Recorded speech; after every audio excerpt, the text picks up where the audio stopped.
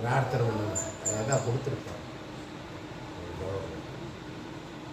வர சொல்கிறேன் அப்பா தருவேன் சங்கரா கோயம்புத்தூர்லேருந்து ஸ்ரீ ஜெகத்குரு ட்ரஸ்ட் சார்பாக ராமநவமி ஜனன தினம் எல்லோரும் க்ஷேமமாக இருக்கணும்னு பிரார்த்தனை செய்கிறோம். ஓம் ராமாய ராமபத்ராய ராமச்சந்திராய வேதசே ரகுநாதாய நாதாய சீதாய பதயே நமः. ஓம் சுக்ரீவமித்ரம் பரமம் பவித்ரம் சீதாகலத்ரம் நவமேఘగాత్రం కారుణ్యపాత్రం సదపత్రనేత్రం శ్రీరామచంద్ర సతతం నమామి.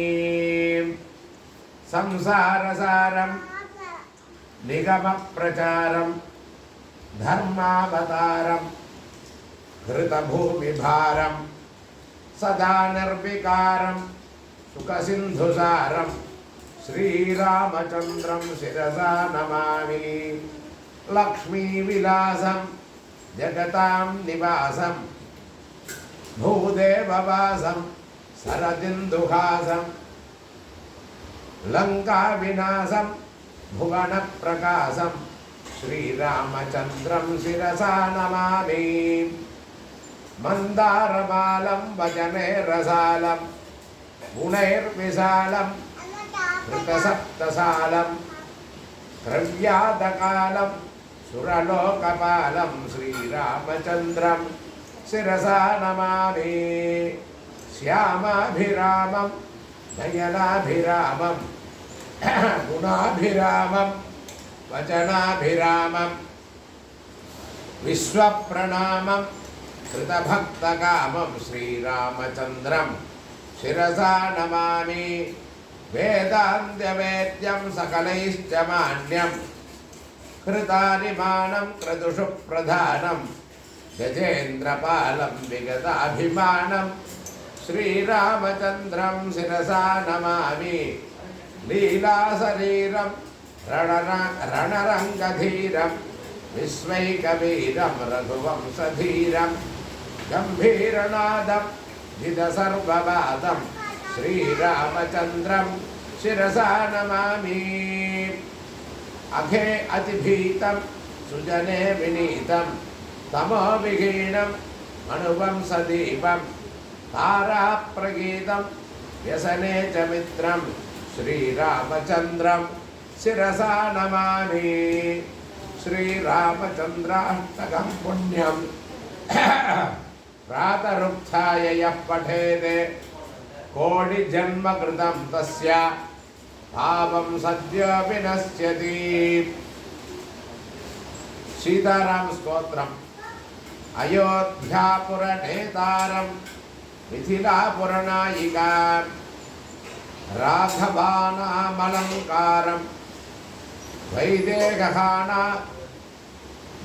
క్రియాం రఘూణాం కులదీపంజన్మీనాం కులదీపికాం సూర్యవంశసముద్భూతం సోమవంశసముద్భవాం పుత్రం దశరథస్యామి పుత్రీం జనకభూపతేః వసిష్ఠానుమచాచారం శతానందవతానుగాం కౌసల్యాగర్భసంభూతం వేదీ గర్భోదితాం స్వయం పుండరీకవిశాలాక్షం స్ఫురదిందువరేణ పరేక్షణా స్ఫురదిందీవరేక్షణా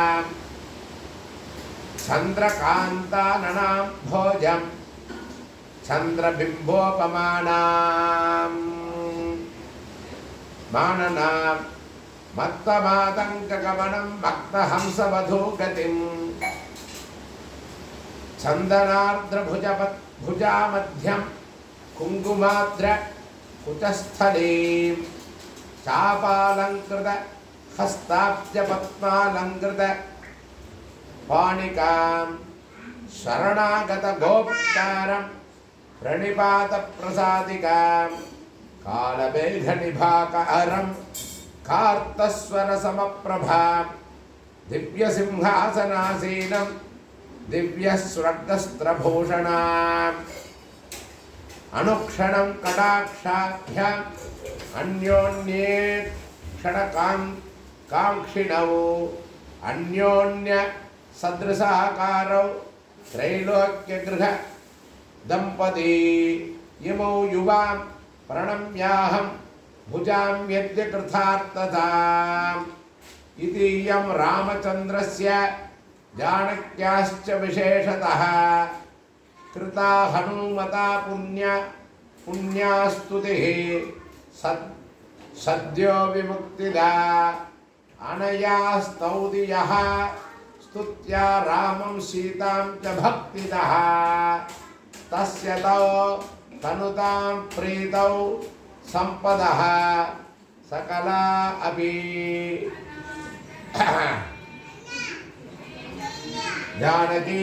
जानकीकान्तस्मरणं जय जय राम राम हरि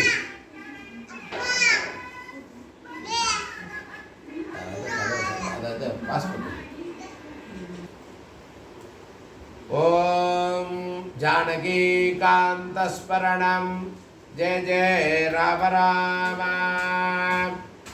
आदौ रामतपोवनादिगमनं हत्वा मृगं काञ्चनं वैदेहीहरणं जटायुमरणं सुग्रीवसम्भाषणं वालीनिग्रहणं समुद्रतरणं लङ्कापुरीदाहनं पश्चात् रावणकुम्भकर्णनिधनं त्वेतद्भिरामायणं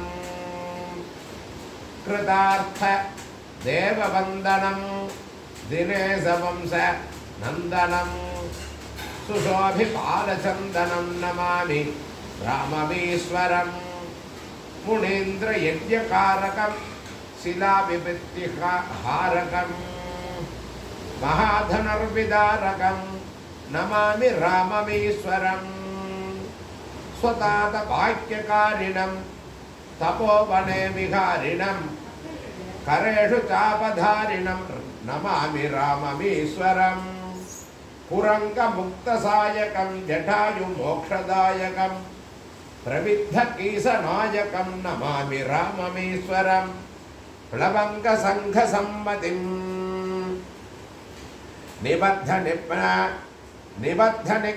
निबद्धनिब्बणगापतिं दशास्य वंशसंक्षतिं नमामि राममीश्वरं विदीन देवहर्षणं कपीप्सितार्थवर्षिणं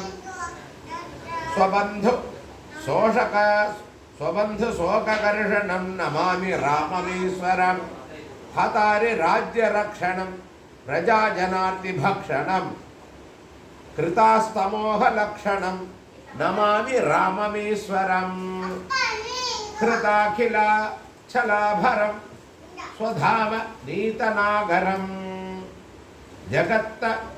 जगत्तमो दिवाकरं नमामि राममीश्वरम् इदं समाहितात्मना नरो रघूत्तमाष्टकम् पठन्निरन्तरं भयं भवोद्भवं न विन्दते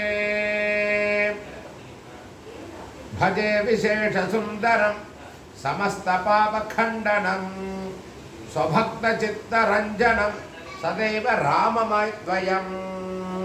राममद्वयं जटाकलापशोभितं समस्तपापनाशकं स्वभक्तभीतिभञ्जनं भजेह राममद्वयं निजस्वरूपबोधकं कृपाकरं भवापहं समं शिवं निरञ्जनं भजेह राममद्वयं सह प्रपञ्चकल्पितं ह्यनामरूप वास्तवं निराकृतिं निराभयं भजेह राममद्वयं निष्प्रपञ्च निर्विकल्प निर्मलं निरामयं चिदेकरूपसन्ततं भजेह राममद्वयं भवाब्धिपोत रूपकं ह्यशेषदेहकल्पितं गुणाकरं कृपाकरं भजेह राममद्वयं महावाक्यबोधकैर्विराजमान वाक्पतैः परं ब्रह्म वाक् व्यापकं भजेह राममद्वयं शिवप्रदं सुखप्रदं भवच्छिदं